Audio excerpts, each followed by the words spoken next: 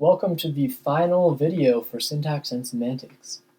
So in this video, what I want to do is look at how strong and weak features can be used to explain parametric variation across languages. So over here on the left-hand side of the screen, I've written out what's basically a review from the last couple of videos. First, recall that a strong feature is a feature that must be checked overtly. And what does it mean that a feature must be checked overtly? It means that the movement that occurs in order for the feature to be checked must happen here, namely pre-transfer, before the derivation splits to LF and PF. A weak feature, on the other hand, is one that can be checked covertly, where covert movement happens after the split to PF. So it's unpronounced. So let's consider first this French example. Jean boit souvent du vin, pardon my pronunciation, where John drinks often of wine, literally John often drinks wine. So the important thing to note here, as we noted before, is that the adverb often precedes the verb. That means that the verb must raise to T overtly. So let's change to green here.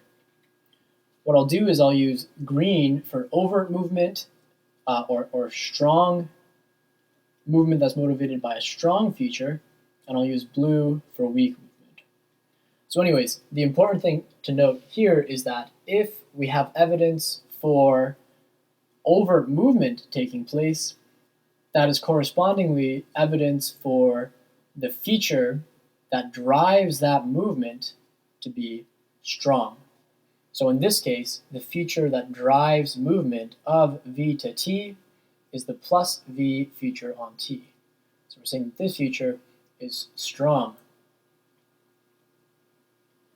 And similarly, we know that French is an SVO language like English, and so the DP must also raise overtly to the specifier of TP, which means that the feature driving this movement must also be strong. And the feature that drives movement from spec VP to spec TP is the nominative feature on T, case feature. So we know that this is also strong. Okay, so let's consider another example, which I've written out here. And this example is from Mandarin Chinese. And it's a WH question in Mandarin Chinese, namely, what did Bill buy? But what's important to note is that Mandarin is what's called a WH in situ language. So WH in situ, which just means that in order to form a WH question, the word that corresponds to the English WH word stays in place. Okay, so the literal translation of this Mandarin Chinese WH question is Bill buy what? We know in English what has to move to the specifier of TP, or rather the specifier of CP, whereas in Mandarin and in WH in situ languages in general, the WH word remains in place. So what does that mean? Well, it means that the movement that takes the DP with the associated WH feature, the movement that takes that determiner phrase to the specifier of CP is not overt, but is rather covert. So this movement is covert, changing to blue for the weak feature,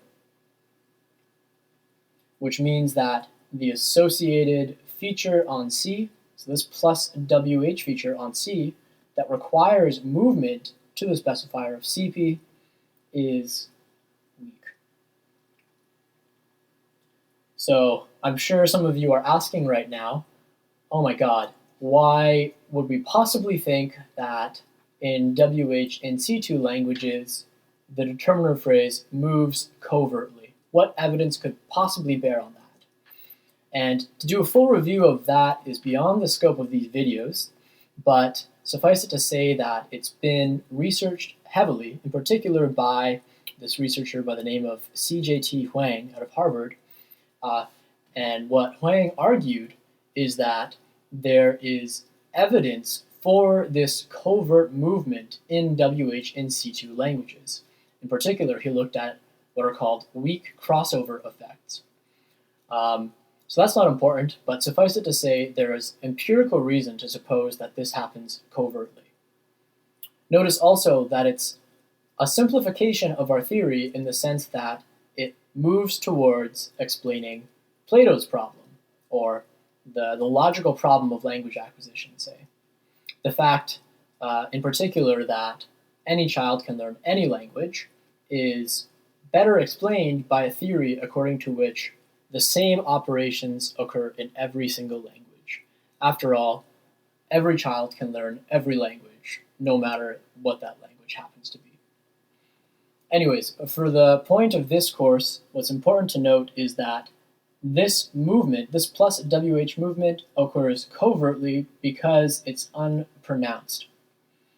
And then the other thing about Mandarin Chinese is that it's a SVO language, like English, which means that it has overt movement of the determiner phrase subject to the specifier of TP.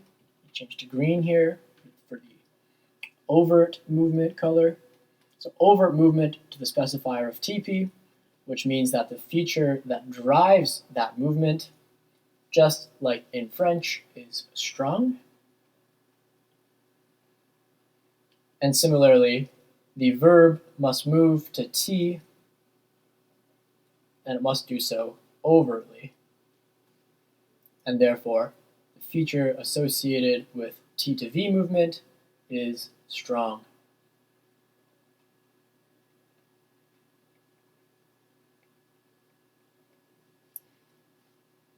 So there's one final example. That's a bit of a throwback. It's Irish, Mary and the leprechaun and their kissing relationship. So of course, Irish is a VSO language, verb, subject, object, verb, subject, object, which means that, first of all, we must have overt raising of V to T. So let me change to green here. Oh, I'm already in green. I changed away from it. Green. Okay. V moves to T overtly, and we know that it must do so because the verb precedes the subject. And it can only do so if it moves overtly. So that means that the plus V feature on T, that is the feature that drives V to T movement, is strong. And importantly, the movement of the DP Mary to the specifier of TP, in order for the plus nominative feature to be checked, must be covert. This must be covert movement, which correspondingly means that this uninterpretable nominative feature must be weak.